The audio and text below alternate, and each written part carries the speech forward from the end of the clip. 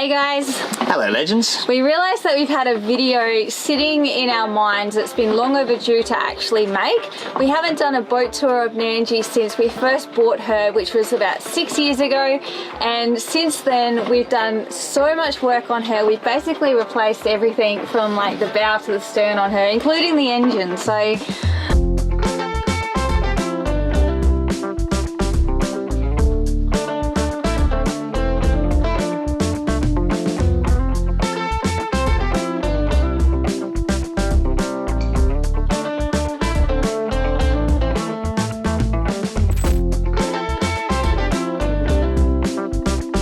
It's also a good time to announce that Nandji is for sale. So as we show her off and go through all the systems from top to bottom and go through all the work that we have done to through these two major refits and making Nandji what she is now, it's the time to say that she is for sale. So if you are enjoying what you see, be sure to get in contact with us. There'll be a link in the description.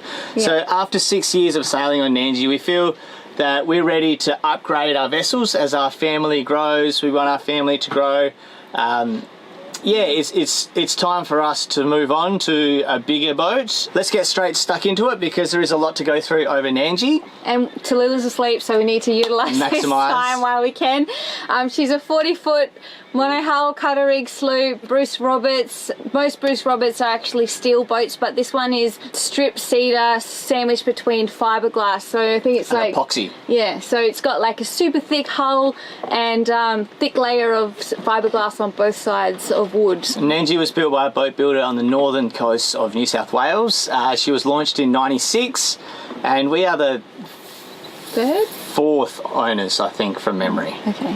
We've sailed her around 30,000 nautical miles, and we've been to 11 different countries, blue water cruising. With Nandji. So, yep. And it's been amazing. She's definitely a capable boat. She's up to the point where it's just turnkey, ready to rumble. Yeah. Not how we bought her. We've done so much work on her, and now she's, you know, when we have issues, it's like change a light globe kind of thing now. Well, lately, so touch wood.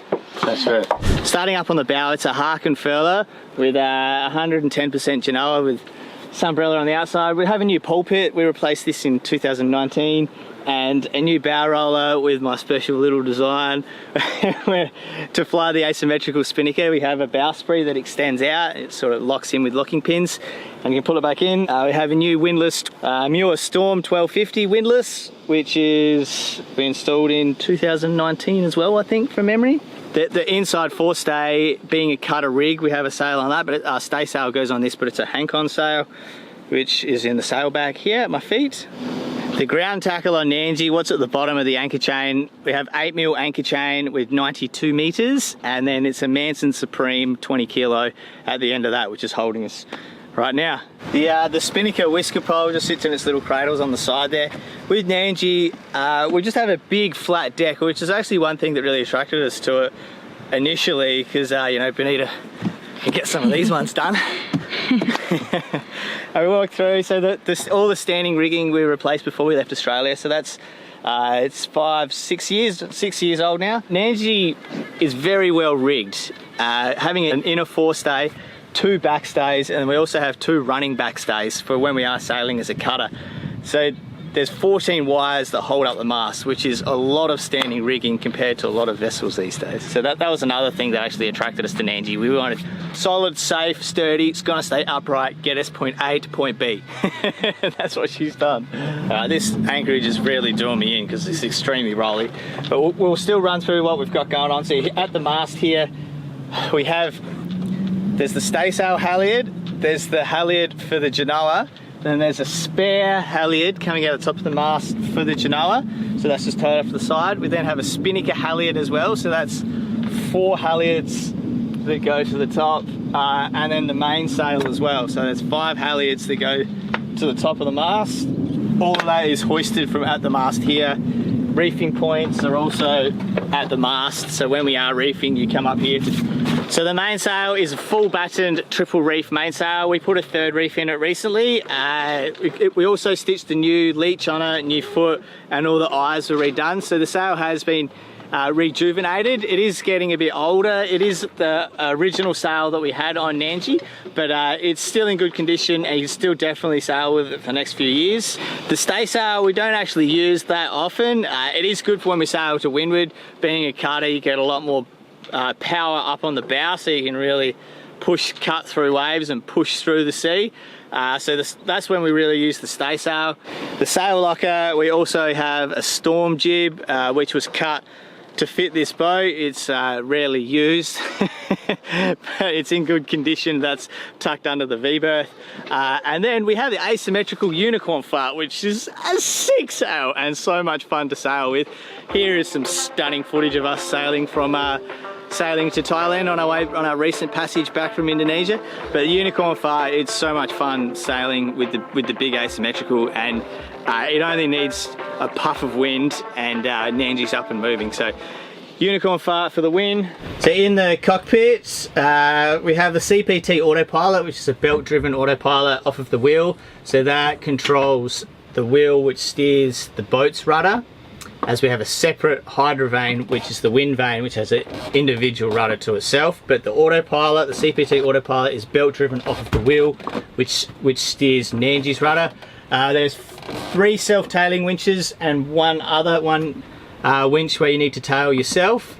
We have a Raymarine element with a 7-inch chart plotter. So this is for charts, for navigation, depth, all in one. And we also always mount our iPad up the front here, and we use the app iSailor, which is just a great raster charts. It's always quite sheltered under here, and being a center cockpit, you don't get this, rarely get the spray or splash back from when we are sailing. It's really only when it's on the beam. But so the bimini goes down to the sides, which will have protected shades to go down on each side, which helps block the spray. There is a back wall which goes down and ties off to the mainsail traveller as well.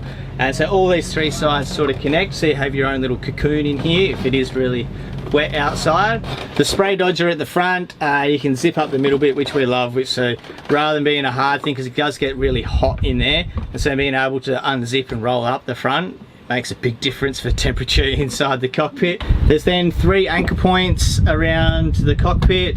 There's storage on both sides. There's speakers up the front there, so you can really party. And there's some more storage in front of that. And then while we're at anchor, we have ourselves our little cockpit table. So we sit up here and have dinner. Cheese platters and wine. We haven't done that. And then for at night time as well, we've put some strip lighting on the upside here, so it's sort of a little bit of romantic underneath here. Here at the helm station, it's a good layout in where you can operate and sail the boat by yourself. So you have access to both the winches. These are the winches where the Genoa sheets go to, and then the main is right behind you, so you can sort of steer, get to both winches to deal with the head sail, and the main sail is right behind you. So it's sort of like all operated from this one position, so you can really solo sail if you really need to, which has been quite helpful with baby. Yeah, you've been doing a bit. Being able to do all this at the one spot safely in the cockpit. Benita doesn't have to worry about me when she's downstairs, and I can sort of just sail if we need to. So yeah, I really like it, being able to, everything coming back to the cockpit and being in the one spot, not having to run around. So the running rigging gear, like all the blocks and stuff, we replaced a couple of years ago as well. So these are all bearing blocks, so it's a lot less friction, makes life so much easier. On top of the bimini, we have 3 SRX 180 watt solar panels by Solbian. These are really good. We get a lot of power from this. So when we're at anchor, we normally have the boom out to the side, but because we are underway tonight, we're just sort of getting ready to sail as well. But so there's a solar on top of the roof, and then we have our big solar on the davits. There's a 375 watt solar panel on the davits here. This gets a lot of sun, being so exposed and so open, so we also do get a lot of power from that. All up, we have just under 1,000 kilowatts of solar, which keeps the lithium batteries well charged. The stern and the transom at Nandji is pretty busy. It's just trying to maximize the amount of space.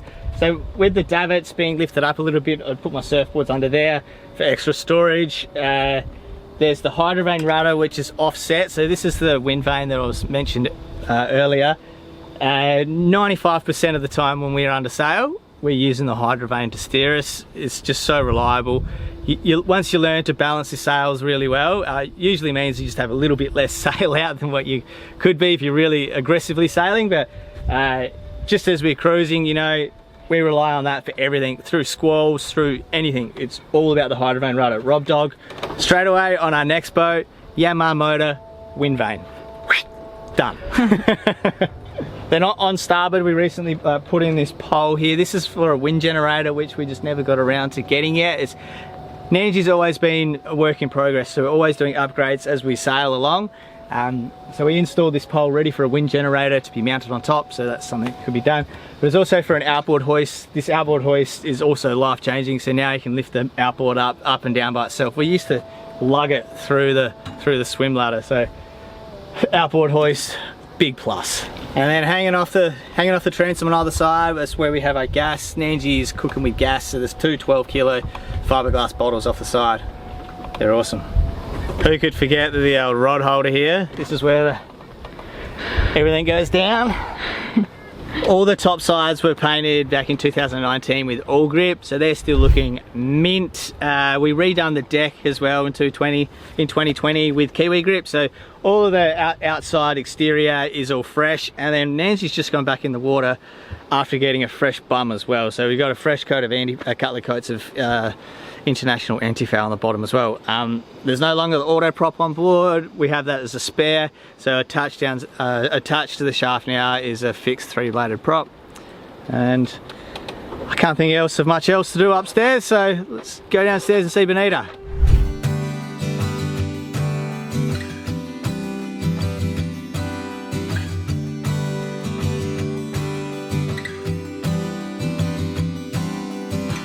Well, let's go downstairs and have a look. We're going to head through the saloon first and start up in the v-berth, and we'll start from that end and then work our way back. This is the v-berth. We have a big queen size bed here. It fits 2 people really comfortably. We have a light up here for reading and a fan as well. Up here is the anchor chain, so that all comes down into there. There's heaps of storage on both sides here, and then 2 cupboards on both other sides here. And we also have another light just here, so there's plenty of lighting as well. On port side we have a hanging locker, so there's plenty of space for clothes in there. And then on the starboard side, there's a little bit of wood that's used as a step to get on the bed, but it also helps hold everything in this cupboard. And I just use it for an extra pantry cupboard, because when we stock up with food we get like 6 months worth of food at a time sometimes, and so yeah, I just utilize that for more food storage. Although this is a queen size bed, this middle section actually pulls out, so if you wanted to make it 2 single beds, you can do that as well. And there's also heaps of storage space under here. We've used it to just put the spinnaker, and then there's also more storage under the bed as well.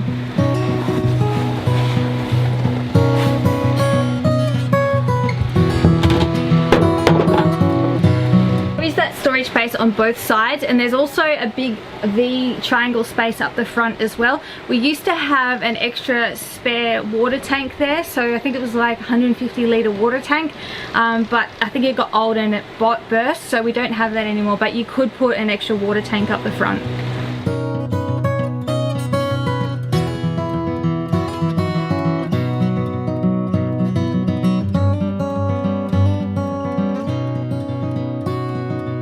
This is the saloon. We have 2 massive couches in here that can also be used as beds on passage.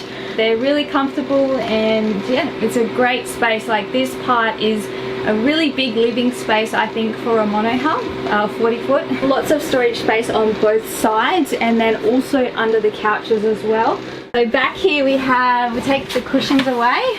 So back behind here we have lots of storage. We use it for our vegetables, our root vegetables, when we're doing long passages, so potatoes and onions and stuff, garlic go in there. And then also on this side there's more storage. We generally don't use this one, but there's some flares in there.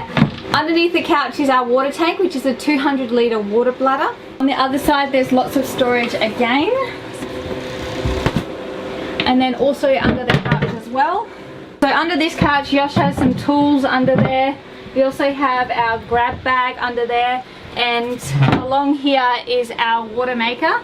so that just lives under there. So there is space under there if you wanted to put another water bladder. We're quite comfortable with our 200-litre water bladder because we make water every few days, and it's really good for the system to keep using it constantly, and we have plenty of sunshine here to make water, so that's not an issue for us. Under the back one is just the back of the drawer fridge, which I haven't shown you yet. This is a real treat in the tropics. We've installed a drawer fridge under the couch, so it's full of drinks. It's a 30-litre fridge.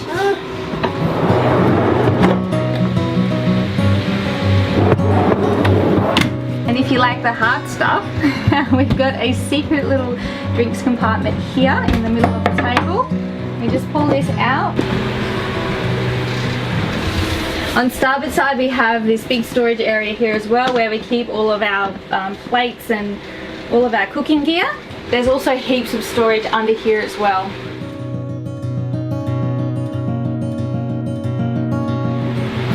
On port side here we have the nav station. All these switches are the circuit breakers and switches for each system around the boat. So the equipment, nav lights, pumps, and the house, everything. Working our way across the AIS by transponder, by digital yacht, VHF radio. Here's the mount for the iPad. So we have charts downstairs using our iPad. We have a chart plotter upstairs, and we also have an iPad upstairs. We like to have charts downstairs so we can see what's going on. These are switches for the bilge pumps. We have a main bilge pump under the motor and under the fuel tank. And then here's the touchscreen display of the Victron Servo, which monitors all of the solar. There's a lot of USB ports and stuff that I've installed here. These are the switches to turn on the AIS and the wind instruments. And the Wi-Fi booster, we have a Wi-Fi booster router just here. So when you're in the marina, you can really tap into the Wi-Fi. So behind the couch here, just up from the nav station on port side, that's the controls for the Rainman for the watermaker. So there's the tap that you turn on to turn the pressure, which goes through the membrane, which is under port side. In all these drawers is sort of like all my spares that I keep, like bolts and fuses. And so this is electrical, miscellaneous bolts, plumbing, and a few other like spare winch and a couple of other things like that in there, some rigging gear. I have my tools and stuff in there, and then behind some of those tools, other charge controllers. All through here, this is the main circuit breakers to the battery bank. So the top one's the house battery. You can jump between the two, so if your starter is flat, you can jump the engine off of the house batteries. Yeah, so that's the bottom one is the starter battery. This is the circuit breaker for the watermaker. And we also have a little bit of entertainment here. So this is a stereo. It's a CD player, AUX, and so we can just plug our phones into that, which plays through the speakers down here in the saloon and speakers in the cockpit. Underneath and behind the companionway stairs here, this is the battery bank. So we have 300 amp hours of lithium. These three batteries here are lithium batteries, so each one is 100 amp hours. That's the house bank. They're from Relion, they're Life PO4 batteries, which means they have a built-in BMS, so battery monitoring system, so they're much safer. And then on that side we have our AGM starter battery. There's a full-length mirror on the back of the bathroom door. Let's go through here. Nandji has her own shower room, and we have a saltwater shower head as well as a freshwater shower head. And then also in here is a cupboard where Yosh keeps all of the things like lubricants, spare filters, things like that. So there's lots of spares for Nandji in there. And then in this room we have the toilet. It's actually an electric flushing toilet from Dometic. I love it. There's plenty of space in here. There's also a lot of storage behind the toilet, and then in the medicine cabinet here, and down below under the sink we have the watermaker pump. This is a Rainman 12 volt watermaker. It runs using the house batteries, and it makes around 30 litres an hour. It's also installed with a auto flush, so if we don't make water every day, it's going to flush out the system regardless, which is really good for the membrane just to keep it all clean.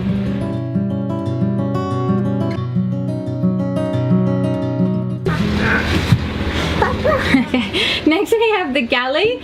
So we've got a sink here with some sink space. We have salt water, fresh water, and this is the pump for the watermaker. There's storage area up here. We have all of our knives and forks in there, and then all the pots and pans go under there. A 2-burner stove with an oven and a grill, with also a stainless steel splashback. Spices go up here, and then there's plenty of storage space here. So we have a lot of sauces. and they live in this cupboard. They have a Dometic 85 litre fridge. It's got a 15 litre freezer in there as well. I love that it's a stand-up fridge. It's really easy to find things. So there's also portholes here which help ventilate the galley and just bring a little bit of light in here as well. So this is the throughway through to the aft cabin. So we've got a queen size bed. We have a hatch right above the bed, which I love. You can see the stars at night and let the sunshine wake you up in the morning. We've got 2 fans so you don't have to fight. There's plenty of storage for clothes along here, and then there's also 2 big cupboards on either side. On port side there's a cupboard with shelving, so we just have all of our books and stuff in there. And then on starboard side we have a hanging locker as well for clothes. Port lights on both sides, and they also have a fly screen net in them as well, so just to keep the mozzies out. Just like the v-berth, there's heaps of storage under here, and then there's also a lot of storage underneath the bed. So I'll give you an idea. And so normally we use the starboard side, which is the same size as this, as our can holder, so we can hold 6 months worth of cans in the aft cabin.